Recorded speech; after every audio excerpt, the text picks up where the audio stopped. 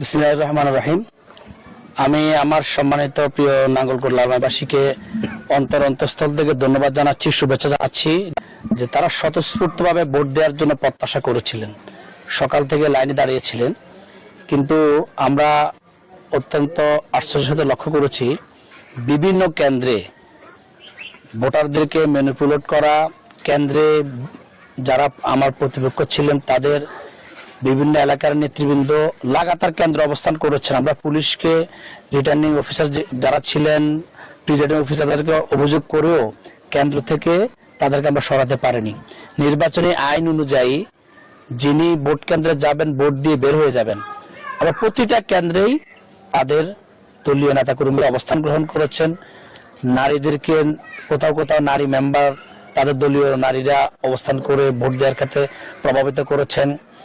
আমরা গতকাল নির্বাচনের আগেই প্রায় 5টি কেন্দ্রের ভোট বাতিলের জন্য লিখিত আমরা আবেদন করেছি এবং আরো অনেক কেন্দ্রে আমাদের এজেন্টদের স্বাক্ষর ছাড়াই তারা রেজাল্ট প্রকাশ করেছেন, তারা রেজাল্ট দিয়েছেন। আপনারা সোশ্যাল মিডিয়ায় দেখবেন যতগুলো রেজাল্ট হয়েছে কোথাও কোথাও স্বাক্ষর নাই, স্বাক্ষর ছাড়া।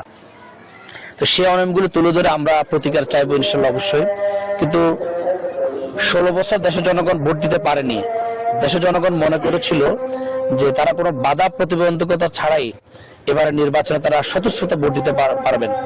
আপনারা খোঁজ নিয়ে জানতে পারবেন যে বহু জায়গায় ভোটের আগে ককটেল বিস্ফোরণ ঘটানো হয়েছে, আমাদের নেতাকর্মীদের উপর হামলা করা হয়েছে, আমাদের নেতাকর্মীদেরকে বাড়ি বাড়ি থেকে তুলে নেওয়া, হুমকি দেওয়া, পরবর্তীতে বাড়িঘর জ্বালিয়ে দেওয়া, ভোটের দিন আপনারা লালমাইয়ের জামাতের নারীদের হেনস্থা করা, বিভিন্ন জায়গায় ভোট কেন্দ্রে আসতে বাধা প্রদান করা, আমাদের চিহ্নিত বাড়িঘর থেকে ভোট দিতে বাধা প্রদান করা, মৌকারা কেন্দ্রে সারাদিন বিভিন্ন ধরনের নিপীড়ন করা হয়েছে। আমাদের যে কর্মী ভোট কেন্দ্রের কাছাকাছি গিয়েছে তার উপরে হামলা হয়েছে। তারপরও সেখানে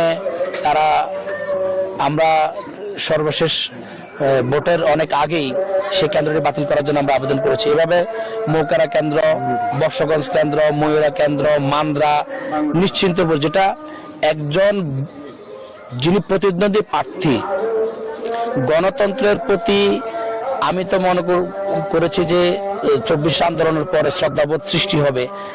ওনার ওখানে কোনো এজেন্ট ঢুকতে দেয় নাই, আমাদের দলীয় এজেন্ট ওনার দল দিয়ে তারা চালিয়ে দিয়েছেন।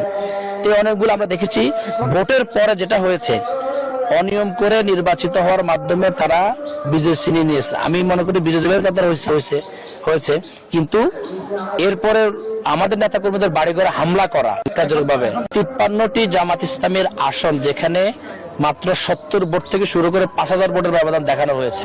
53টি আসন, 70 ভোট থেকে 5000 ভোট, যেগুলো জামাত ইসলামে বিজয় হওয়ার কথা। কোথাও কোথাও জামাত ইসলামকে বিজয় ডিক্লারেশন ঘোষণা করা হয়েছিল, কিন্তু সন্ধ্যার পরে বা ভোর রাতে সেখানে অন্যদিকে বিজয় ঘোষণা করে দেওয়া হয়েছে। এরকম অনেক আসন আছে।